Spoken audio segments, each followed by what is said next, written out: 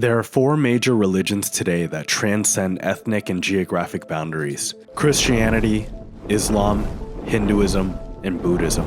What are the odds that they all happen to originate in the Middle East and North India, within a narrow band near the center of the Old World, we'll call the Holy Belt? This belt runs 4,600 kilometers by 1,500 kilometers, or less than 4% of the habitable land area of the entire planet. Why didn't any of the other countless religions from other regions of the world, like Amazonian animism, West African voodooism, Norse paganism, or Japanese Shintoism spread widely? What's so special about this rectangular area? Is there something more spiritual about these lands? Or maybe it's people. Do the gods play favorites and only send prophets here? Or is it all just an odd coincidence? Well, let's talk about it.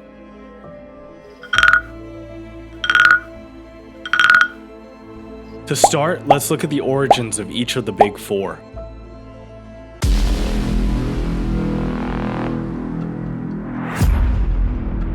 Christianity, the largest of the religions, boasts 2.4 billion followers, representing 31% of the world's population.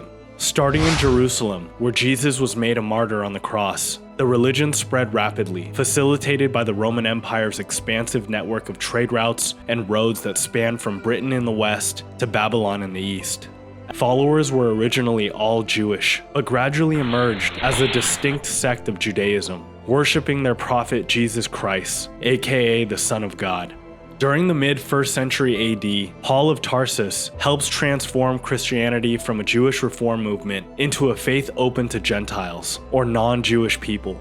Emperor Constantine later converts to Christianity in 312 AD, and believers begin being offered imperial support and resources, rapidly boosting its spread and solidifying the religion's legitimacy in Europe and the Near East. Eventually, though, in 476 AD, the Western Roman Empire succumbs to Vandal invasions, but the empire's Christian legacy is preserved by the Byzantine Empire, the Holy Roman Empire in later centuries, and countless other European kingdoms and city-states that maintain the faith. During the Age of Exploration in the 16th century, Catholic and Protestant missionaries, mostly from Western Europe, traveled to the Americas, Africa, and parts of Asia, making Christianity a truly global religion.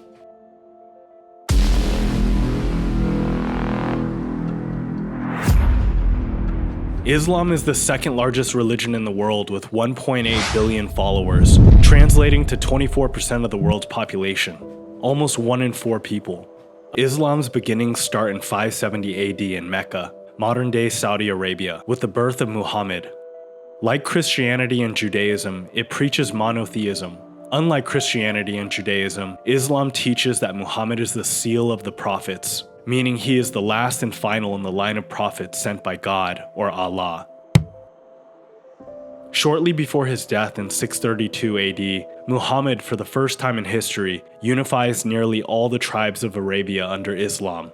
After his death in 661 AD, the power vacuum is filled by the Umayyad Caliphate, which creates an empire spanning from North Africa and Iberia in the west to Western India and Central Asia in the east, propelling Islam far beyond the borders of the Arabian Peninsula, and at its height turns Arabic into the lingua franca of administration and religion for 62 million people, or nearly 30% of the world's population at the time.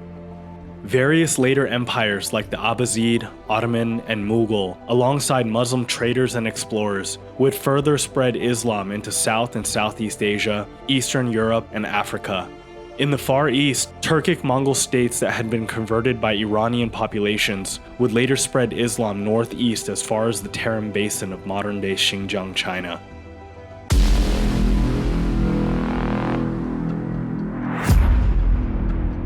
Hinduism is the third largest religion in the world by number of followers, with 1.2 billion people, or 15% of the global population, and is the oldest living religion in the world at nearly 4,500 years old. Its subgroups vary dramatically in their belief systems, even so much as to make it difficult to classify the religion as either monotheistic or polytheistic.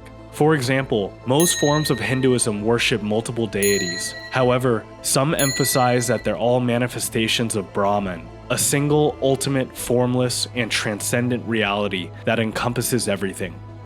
Unlike the other three major religions, Hinduism didn't originate from a single founder, scripture, or event, and it never spread through large-scale conversion campaigns. Instead, it grew organically over millennia, starting in the Vedic heartland of the Ganges Plain. It eventually grew to dominate the Indian subcontinent, and spread more subtly through culture, migration, and trade.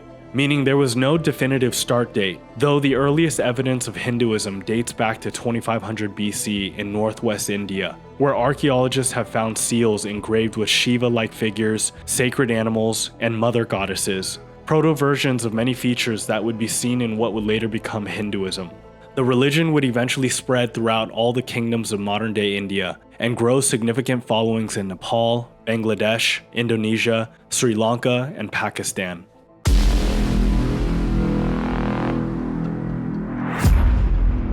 Buddhism is the fourth and final religion on our list. With 500 million followers, they represent approximately 7% of the world's population. The religion's history begins in the 5th century BC with the birth of Siddhartha Gautama in Lumbini, modern-day Nepal. A prince of noble heritage, he ventures out of the confines of his palace and witnesses the suffering of the masses, and decides to seek enlightenment. At 35 years old, he meditates under a Bodhi tree in Bodh Gaya and realizes the Four Noble Truths, Eightfold Path to Liberation, and becomes the Buddha, or the Awakened One. The religion really takes off in its dispersal in the 3rd century BC with the rise of Ashoka the Great, ruler of the Mauryan Empire, an unstoppable force in the Indian subcontinent, conquering one kingdom after another. However, Ashoka reaches a turning point in his life when he launches an invasion of the wealthy and powerful kingdom of Kalinga in eastern India. Kalinga resists fiercely, resulting in one of the bloodiest wars in Indian history up through this era. The casualties burn deeply into Ashoka's psyche as he witnesses the death and displacement of hundreds of thousands of people, brought about by his own hand. Filled with remorse, he embraces the teaching of the Buddha and sends hundreds of Buddhist missions to every corner of the empire and beyond. After being introduced to Central Asia, Buddhism would move eastbound via the Silk Road, where it would grow to become the dominant religion of East Asia. In later centuries, Theravada Buddhism would spread via Sri Lanka to much of Southeast Asia, where it grew to become the dominant religion in Burma, Thailand, Laos, and Cambodia. So back to our main question. Why are all four of these major religions all from the same general vicinity? Well, it's not just coincidence. Number 1, geography. Look at where Jerusalem, Arabia, and North India sit on the world map.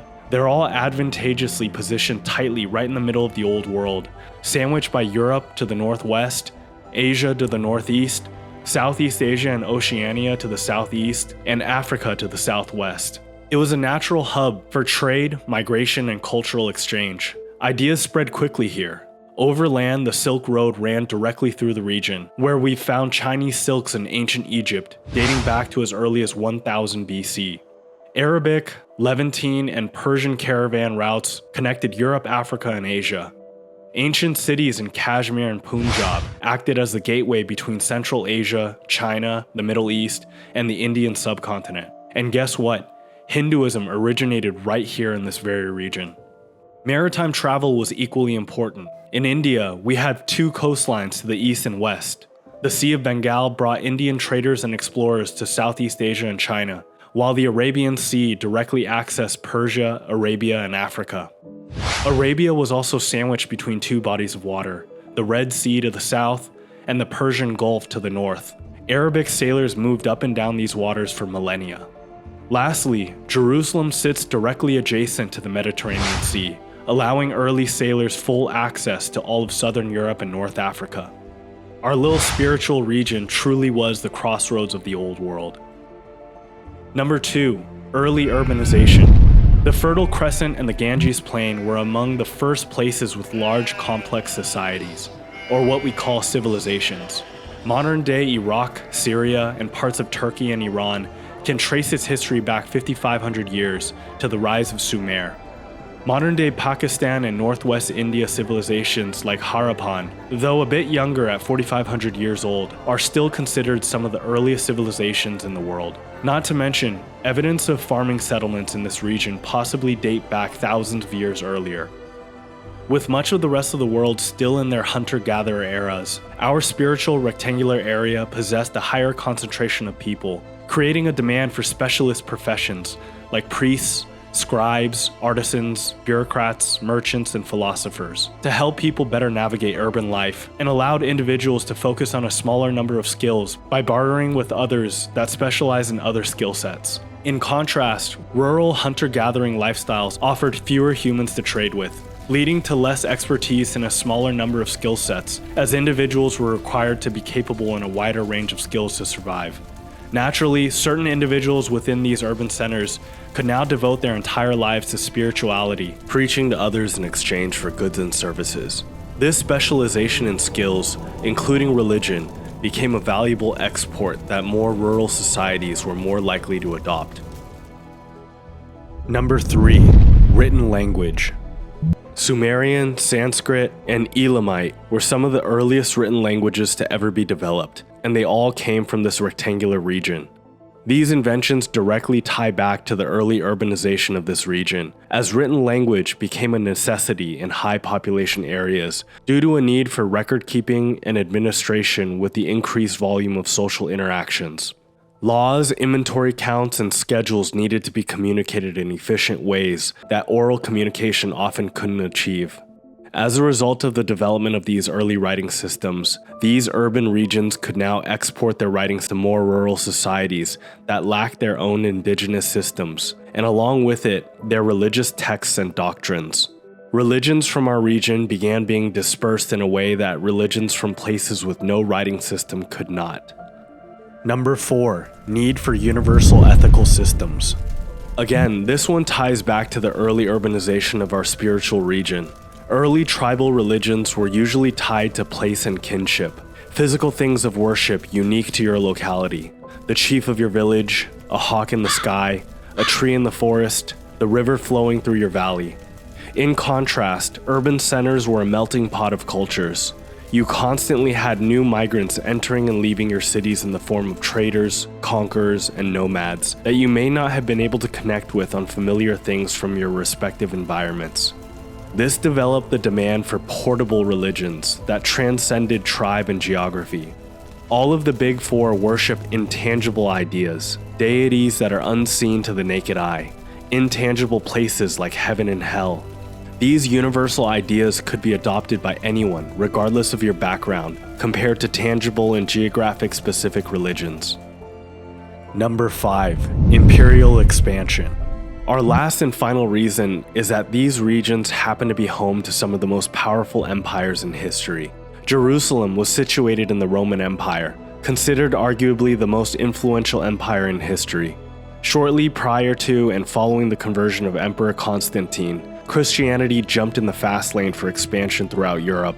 Centuries later, Western Europe was still worshiping Christ and brought the word with them to every corner of the world during the Age of Exploration.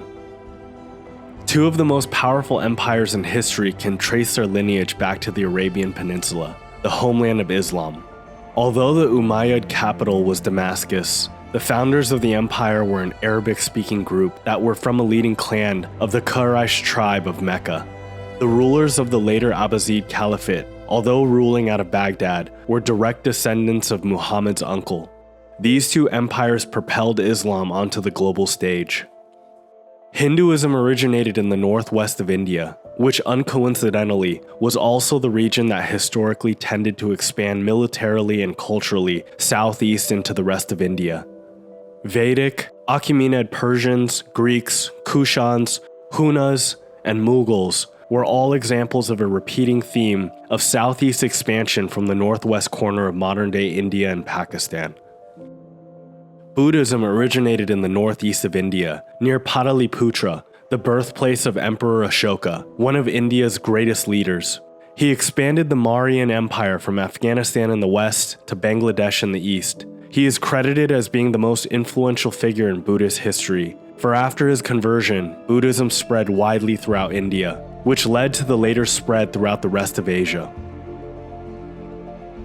So there you have it, the pragmatic reasons why this rectangular region is home to the top religions in the world. Does it make sense? Or is there actually something spiritually special about this part of the world? If you enjoyed this video, please consider liking and subscribing. It makes a huge difference in allowing me to create more content like this.